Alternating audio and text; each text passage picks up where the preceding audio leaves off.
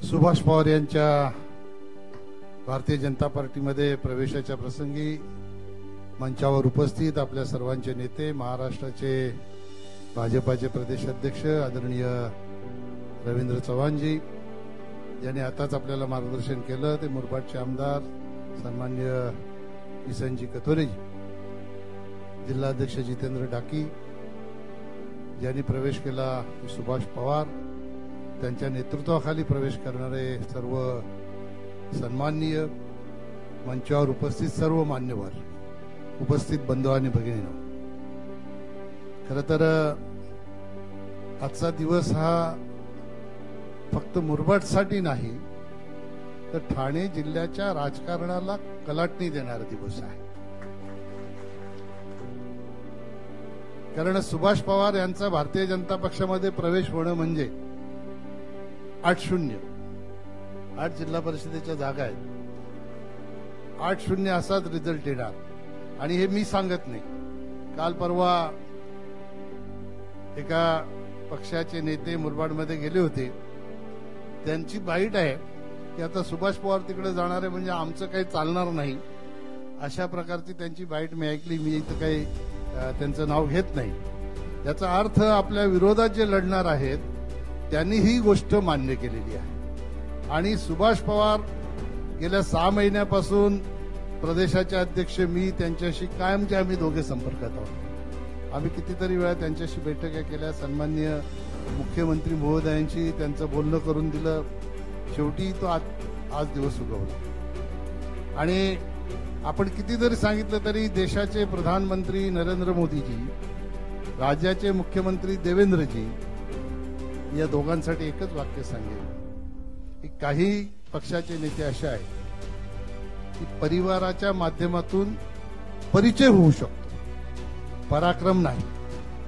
पण हे आमचे 2 नेते असे आहेत त्यांनी पराक्रमाच्या माध्यमातून स्वतःच्या परिवाराचा प्रयत्न करून दिला. आणि परिवार कुठला तर भारतीय जनता पार्टी हा या 2 नेत्यांचा परिवार आहे.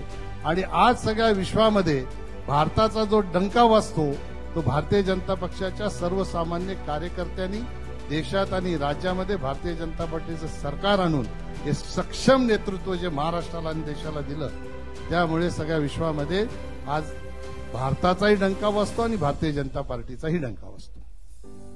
सन्माननीय प्रदेशाध्यक्षांना मी धन्यवाद देईन. खरं तर आपण नेहमी बोलतो डबल इंजिन सरकार, पण मुरबाडमध्ये 4 इंजिन आहेत. एक इंजिन गणेश नाईक साहेबांचं आहे, एक इंजिन कथोरे साहेबांचं आहे, एक इंजिन माझं आहे आणि आता एक इंजिन सुभाष पवारांचं आहे. पण ह्या 4 इंजिनांना बांधण्याचं काम कोणी केलं असेल तर ते रवींद्र चव्हाण यांनी केलं. आणि म्हणून आता मुरबाडमध्ये सगळे इंजिन हे साईडला होतील आणि फक्त भारतीय जनता पार्टी म्हणून काम करेल, अशा प्रकारचं कार्य आपल्याला सगळ्यांना येणाऱ्या काळात करायचं आहे. सुभाष पवार फक्त हे नाव नाही, आजच्या ह्या प्रसंगी आपण गोटीराम पवार साहेबांचं नाव हे निश्चितपणाने त्याचा उल्लेख केलाच पाहिजे. गेल्या अनेक टर्ममध्ये तेही आमदार होते आणि आता 2017ला जिल्हा परिषदेची रवीची निवडणूक झाली. मी खासदार होतो, सन्माननीय किसन कथोरे आमदार होते.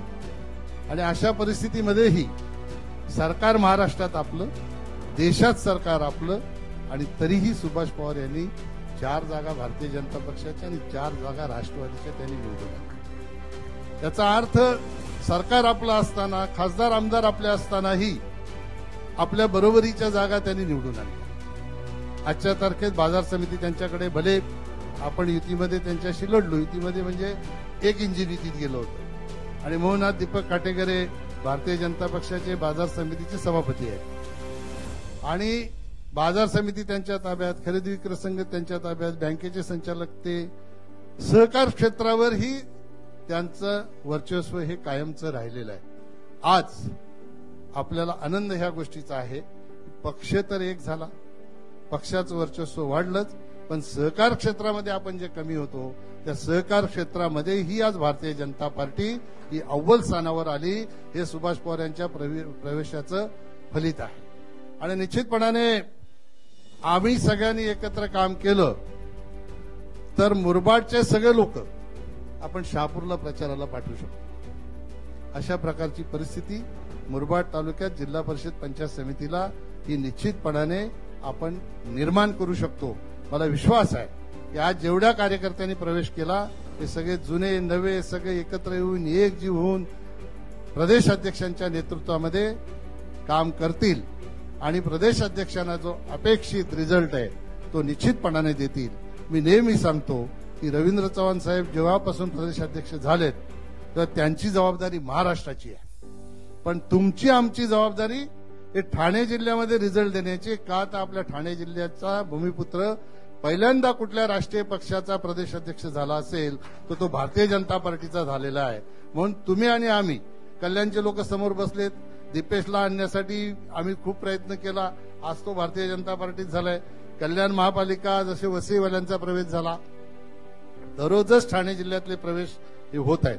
आणि म्हणून सगळ्यांनी आपल्या ठाणे जिल्ह्यात जिथे जिथे निवडणूक आहेत त्या सगळ्यांनी आपण प्रदेश अध्यक्षांना निश्चितपणाने खऱ्या अर्थाने आपण त्यांचा प्रदेश अध्यक्ष झाल्यानंतर सत्कार केला नाही, पण या स्थानिक स्वराज्य संस्थांच्या निवडणुकांमध्ये सत्ता आणून खऱ्या अर्थाने त्यांचा सत्कार झाला असं आपल्याला समजता येईल. त्याच्यासाठी आपण सगळे कामाला लागूया. मी सुभाष पवार आणि त्यांच्या सर्व सहकाऱ्यांचं आजच्या दिवशी भारतीय जनता पक्षामध्ये स्वागत करतो आणि चव्हाण साहेबांना एकच त्याच्या वतीने विनंती करतो की हे जे गोंडस बाळ आहे यांना सांभाळण्याचं काम आपण करावं, त्यांना कुठेही खरोच येणार नाही त्याची खबरदारी आपण घ्यावी, अशा प्रकारची विनंती करून माझे 2 शब्द संपवतो. जय हिंद, जय भारत, जय महाराष्ट्र.